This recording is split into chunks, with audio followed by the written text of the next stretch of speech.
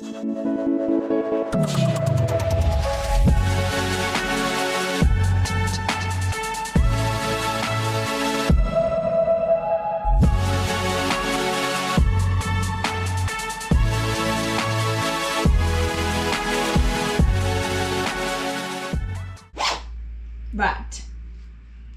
Hello, I'm Georgia, and this is my first set to ski video,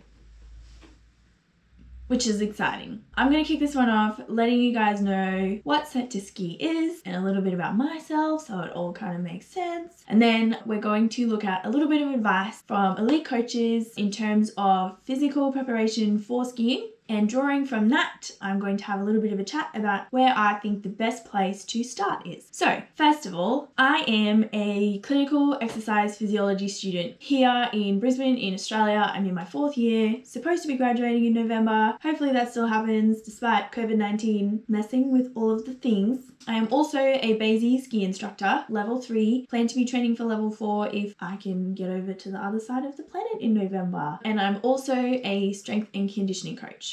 So I have smushed all of those things together and I have created Set to Ski, and the idea is for it to be a resource for any individual whose goal is to ski at a high level and is interested in getting the most out of their pre-season training. So I want to start off being very, very clear about something. My area is athletic development and injury prevention and rehabilitation in sports. None of what I say replaces any of the work or advice that comes from your ski coach. Physical preparation and technique improvement are different and separate, and I don't want to step on anyone's toes by appearing to confuse the two. My job is to use my understanding of the physical demands of skiing to advise you on the most effective and realistic ways to train them off snow so that by the time next season rolls around, you're better physically prepared to perform at a high level and you're at a lower risk of serious injury. So that's what I'll be doing. Next point. There are pre-existing ideas about the physical skills that are important for skiing. I don't need to tell you that having a strong core or trunk, as I would prefer to refer to it, or having good balance is important. I reckon you could probably tell me that. What I do need to tell you is that according to the scientific literature and experiences of top coaches, the physical requirements of skiing are extremely broad, and they include, but are by no means exclusive to, core or trunk strength and balance. Your training needs several other focuses if it's going to be worthwhile. So let me give you a practical example of that. Imagine you are a human who is struggling in the bumps. How relatable. Imagine also, in this highly unrealistic example, that technique is not a factor in your lack of success. You could go and do some sit-ups, you could go and do some squats on a Bosu ball, or you could go and get strong around a large range of motion in your hips, knees and ankles, increase the force absorption capacity of your legs so that when you hit the bump, by the time the force reaches your pelvis, most of it's been absorbed already. And then your core has to do only what it's designed to do, which is keep you upright. Imagine you paired that strength and mobility training with some strength endurance, effective core or trunk bracing, and reasonable, whatever reasonable is, aerobic and anaerobic fitness capacities. You're on your way to being able to perform repeated efforts of high-level mogul skiing. You just then have to go and apply your newfound physical abilities to the actual task that you would like to achieve success in, which is mogul skiing, under the watchful eye of your ski coach who can help you iron out technical issues which are inevitable. You don't have to remember that. The point is that it's complicated and the Bosu ball is invited to the party, but he is not the star of the show.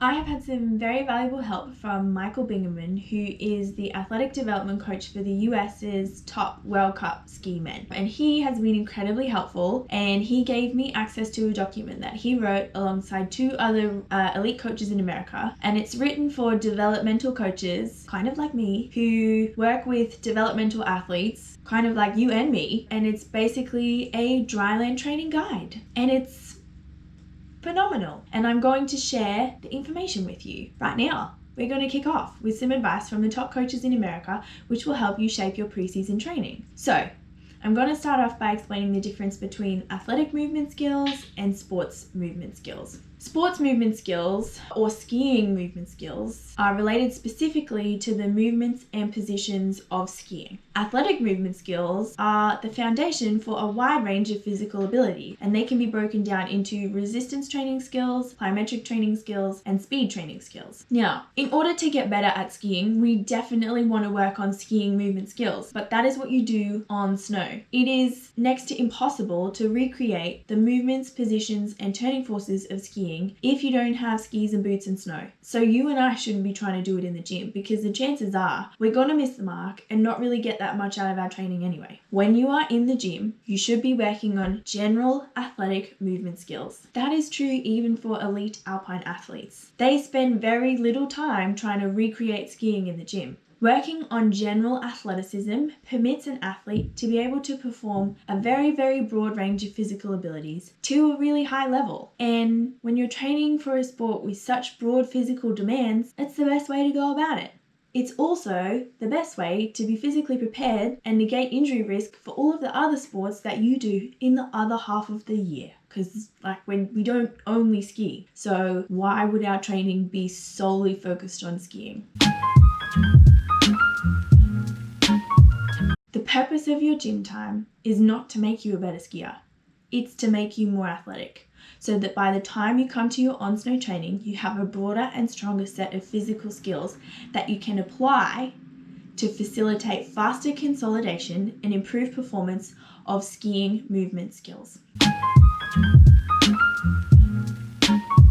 Let's look at this list of athletic movement skills. It is not a weekly checklist. I strongly recommend that you start with resistance training skills. It is the foundation for developing good mechanics and force production patterns, which you can apply to plyometric and speed training skills a little bit further down the track. I think it's going to be harder to convince the girls to get involved in resistance training or weight training, and that's okay, because as a female myself, some of your concerns are definitely relatable. I don't expect